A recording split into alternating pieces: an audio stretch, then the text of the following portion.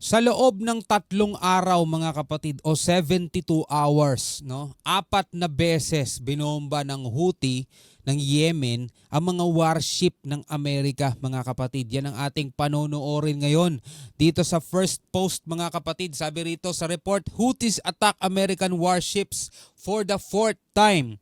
US hits back in Yemen. Gumante ang Amerika mga kapatid. No? Sa loob to ng 72 hours, ganito ang mga nangyari at talagang tumitindi ngayon ng laban ng Amerika at abala rin sila sa bagay na to mga kapatid. No? So bago natin to simulan, huwag mong kalimutan mag-subscribe mga kapatid dito sa ating YouTube channel kung trip mo yung mga ganitong klaseng reaction video na may kinalaman sa mga nangyayari ngayon sa loob at labas ng ating bansa mga kapatid. No? At syempre click mo na rin ang notification bell para ma-notify ka kapag meron tayo mga bagong reaction video. Huwag mo rin kalimutan mag-comment sa ibaba para sa iyong mga reaksyon at komento. Huwag na natin patagalin pa, panoorin na natin to mga tol. And shifting our attention to the Middle East, the Yemen-based Houthis have claimed responsibility for a 4th attack in 72 hours on an American fleet in the Red Sea despite ongoing U.S. strikes against them. Habang umaatake mga kapatid ang Amerika no, sa Yemen, ay gumaganti rin mga tol ang Houthi sa American fleet. No? Sa hukbo nila mga tol, hukbong pandagat.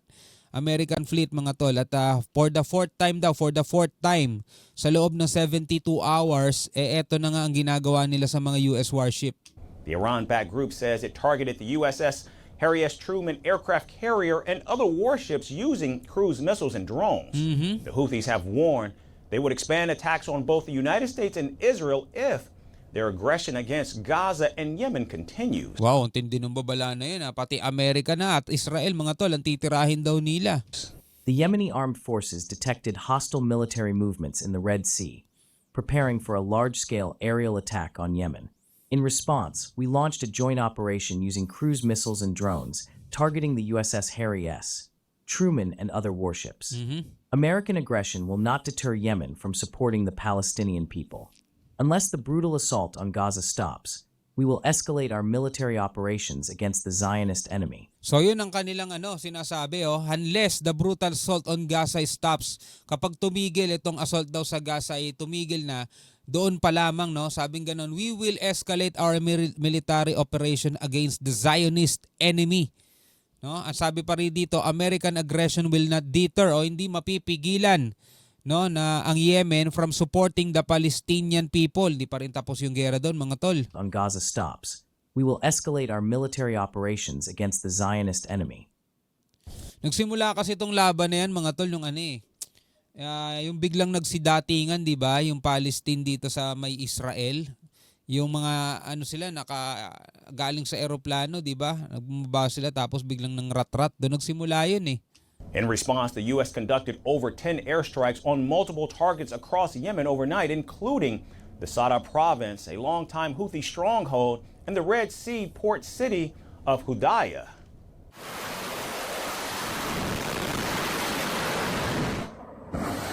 Pero ito yung mga warship ng Amerika, parang wala namang nangyayari, di ba? Parang wala naman din na ipapakita na yung actual na pagtira ng Houthis dito sa American warships.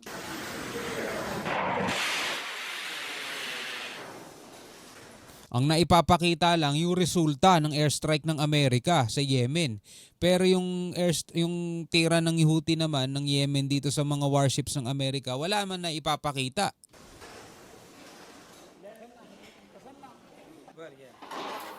The Trump administration has vowed to continue strikes until the Houthis cease attacks on the Red Sea and the Gulf of Aden, which are major shipping routes for global trade.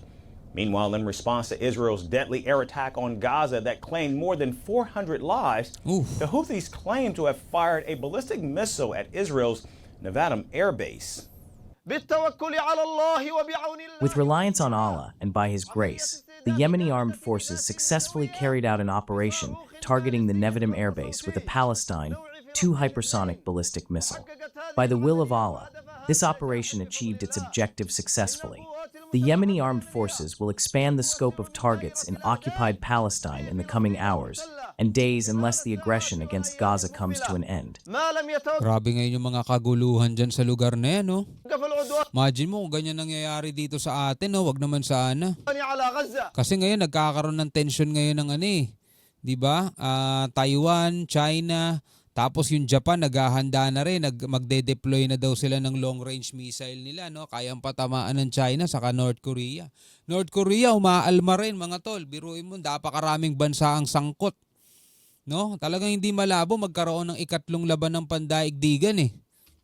Tuesday's missile attack by the Houthis on Israel marks the first reported attack on Israel from Yemen since the January 19th ceasefire in the Israel-Hamas war. Israel says it intercepted the missile launched from Yemen after air raid sirens sounded across multiple regions. Meanwhile, in a televised interview, Israeli Prime Minister Benjamin Netanyahu said increased military pressure on Hamas is crucial to securing the release of hostages. Netanyahu said he has ordered strikes on Gaza because Hamas had rejected proposals to secure a ceasefire extension. And I have promised you many times, if Hamas persists in its refusal and does not release our hostages, we will return to fighting. And indeed, we have returned to fighting. We have returned to fighting with strength. Together with So mali yung sinabi ko kanina, hindi pala Palestinian yung mga bumaba, no, galing dun sa Palestine, mga Hamas, no? Yun yung nagsimula mga tol. the Minister of Defense, I accepted the recommendation of the IDF and our security officials to resume intense fighting against Hamas. From now on, Israel will act against Hamas with ever-increasing force. From now on, negotiations will take place only under fire. Doon nagsimula yun yung laban na yun. Yung isang araw, parang merong kaganapan sa Israel. Tapos parang may party-party, 'di ba? Tapos bigla na lang galing sa mga eroplano, 'di ba? Naka-parachute pa sila. Biglang dumating yung mga Hamas, 'di ba? At pinagtitira yung mga Israeli. Mas may mga na-hostage pa, may mga dinukot. Tapos doon na nagsimula yung labanan na 'yan. Tapos lahat to, tulad nitong Houthis na hindi naman sila kasali dati, ngayon kasali na sila, pinagtatanggol nila yung Palestine. Pero ang kalaban naman kasi hindi naman yung Palestinian eh.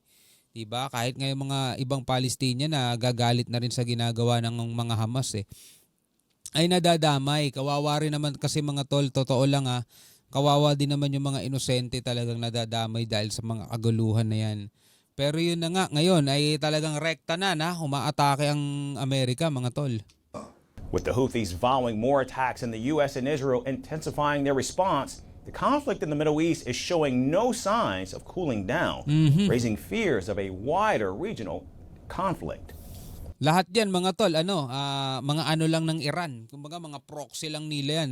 Iran nang pumupondo dyan sa mga yan eh. Sabing ganun mga tol eh. Diba? Kaya nga binalaan ng Amerika mga tol ang Iran na itigil na ang pagsuporta at pagbibigay ng mga ng salapi o ng mga equipment dito sa mga to. Do you think No, ikaw bilang isang Pilipino, ano masasabi mo mga tol? Sana hindi umabot sa puntong nangyayari na yung mga ganitong mga bagay dito sa ating region naman. 'Di ba? Lalo-lalo na ngayon mga kapatid, mga bansa rito nagsisipaghandaan na. Sabi dun sa isang binigyan natin ng reaction video, 'di ba, by the year 2027, in-identify ng Taiwan Defense Ministry as a potential China invasion, no? Dun sa kanilang bansa. Naku po, syempre alam nyo na mga tol, napakalapit natin dyan. Anyway, anong masasabi mo dyan? Comment ka na lamang sa ibaba. Hanggang sa muli, ako nga pala si Shobaldi. Peace out.